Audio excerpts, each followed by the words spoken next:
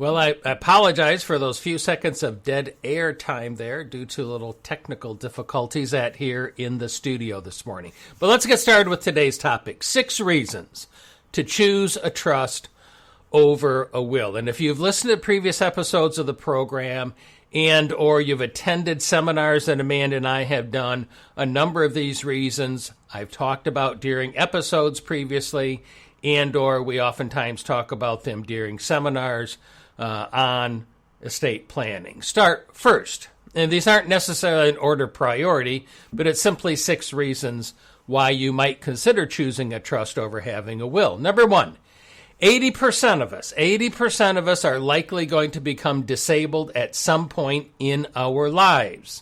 Well, a will does not provide any disability planning because they only take effect on death. A living trust, however, is in effect while you are alive and is a component of disability planning because you will name a trustee who will manage the trust for you if you become disabled. So again, the trust is a disability planning tool where a will is not. Also, trust help to avoid guardianship proceedings because a will doesn't avoid a guardianship, but if all of your assets are being managed effectively by a trustee, there might not even ever need to be a guardian appointed as well. So again, disability planning. Number 2, wills, and I've talked about this repeatedly, wills are meaningless documents until you die and a probate estate is opened.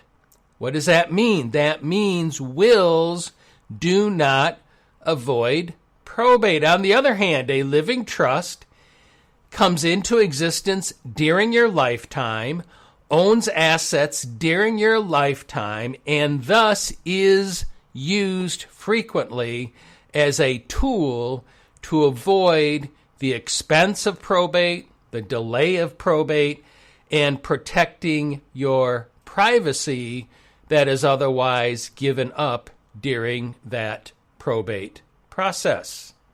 So, wills don't avoid probate, trusts avoid probate.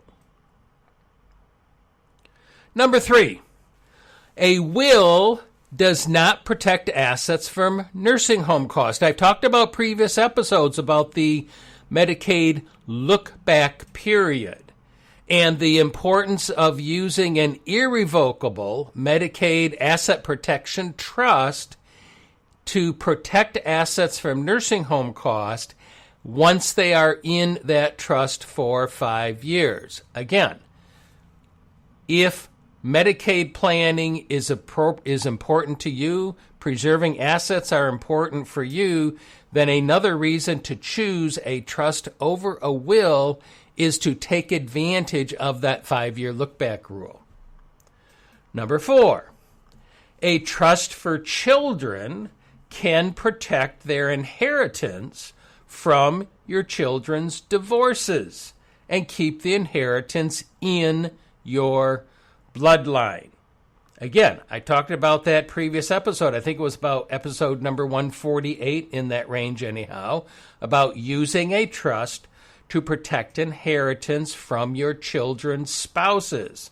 On the other hand, if you leave the inheritance outright to your child, such as under a will, they will likely leave the money to their spouse, who may remarry, leaving the inheritance earmarked for somebody else. And, in fact, because the assets will become part of their estate at the time of your death, they could well be, under certain circumstances, subject to division with their spouse in the event of a divorce. So again, number 4, a reason to have a will over a trust has to do with protecting the inheritance from your children's divorce.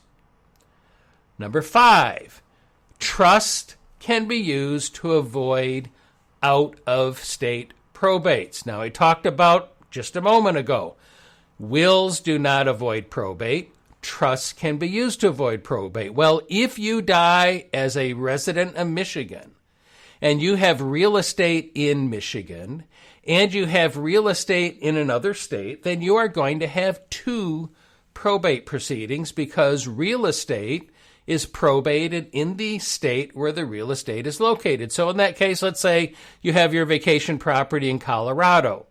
Well, if you die in Michigan and all you have is a will, you're going to open a probate estate here, and it's going to control the Michigan real estate. And then you're going to have to open an ancillary probate in Colorado to handle the Colorado property. On the other hand, if you had a trust, you could transfer your Michigan property and your out-of-state property, in that case Colorado, to your trust, thus avoiding multiple probates when you die, saving your family time and money and complications. Number 6, trusts can protect assets from a spouse's remarriage after your death. A will does not. In fact, in Michigan, if I have a will and I attempt to disinherit my spouse under my will, my spouse can choose to ignore what I have said in my will and take what they have under the statute as their rightful share of my estate. On the other hand, a trust can be used to keep my estate from going to my spouse if that's what I choose to do. Maybe it's going to be used to take care of my spouse, but isn't going to be owned by my spouse, thus making sure that upon my spouse's death, whatever is left does go to the children, because if it goes to my spouse and my spouse gets remarried, or your spouse gets remarried, then in that case, that new spouse might well be inheriting what was your estate, which means it might well then not go to your children. So, reason number 6 is to keep the assets in your going to your children if that is a concern to you in your estate plan. So again, recap. Wills do not provide disability planning where trusts do. Wills do not avoid probate where trusts can. Wills do not protect assets from nursing home cost where an irrevocable trust can. Wills don't protect an inheritance from children's divorces where trusts can. Wills do not avoid out-of-state probate with real estate involved out of state where a trust can. Wills do not protect assets from a spouse's remarriage after your death where a trust can.